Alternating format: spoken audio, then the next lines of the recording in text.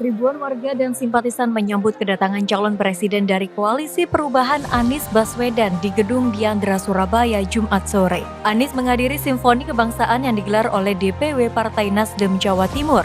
Simfoni kebangsaan ini diikuti oleh ribuan simpatisan dari Koalisi Perubahan baik dari Partai Nasdem, Demokrat, PKS, serta simpul relawan di Jawa Timur. Simfoni juga diisi dengan parade tarian kolosal dari berbagai wilayah di Indonesia. Simfoni kebangsaan juga dimeriahkan dengan puisi kebangsaan dari Kiai Haji Zawawi Imron, penyampaian harapan bagi Indonesia oleh para relawan dan simpatisan Anies, serta pidato kebangsaan dari Anies Baswedan.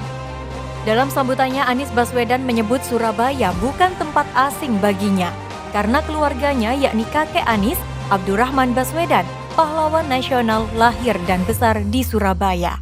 Anies juga menyebut Surabaya tempat bersejarah. Surabaya menjadi tempat perlawanan perjuangan melawan penjajah. Surabaya menjadi spirit dalam pembangunan bangsa. Bagi kita-kita semua yang pernah punya pengalaman pramuka, yang pernah punya pengalaman pecinta alam, pasti punya pengalaman pengembaraan.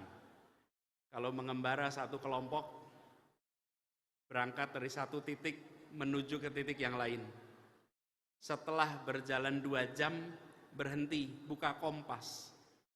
Buka kompas, lihat di mana titik berangkat, di mana titik yang akan dituju. Apakah masih berada di dalam jalur yang benar atau jalurnya perlu ambil arus yang baru supaya bisa mencapai tujuan rencana awal ketika perjalanan ini dimulai. Jadi, ketika kita berbicara 5 tahunan, itu seperti kita sama-sama bangsa. Tiap 5 tahun sekali kita berhenti, menengok ke belakang. Republik ini didirikan pertama kali untuk apa?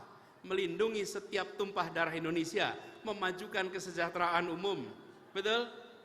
Mencerdaskan kehidupan bangsa, terlibat dalam ketertiban dunia. Tengok ke depan.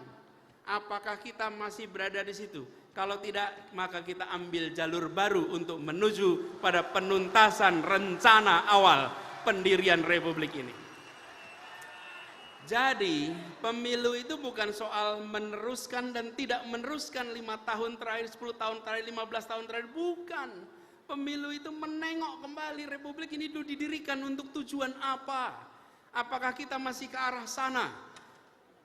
Ingat, kemerdekaan bukan hanya untuk menggulung kolonialisme. Kemerdekaan adalah untuk menggelar keadilan sosial dan kesejahteraan bagi semuanya. Ini tujuan kita. Anies akan melakukan safari di Jawa Timur selama 3 hari ke depan, mulai dari sholat Jumat di Masjid Al-Akbar, ziarah ke makam Aulia, sowan ke ulama, serta jalan santai pada hari Minggu besok.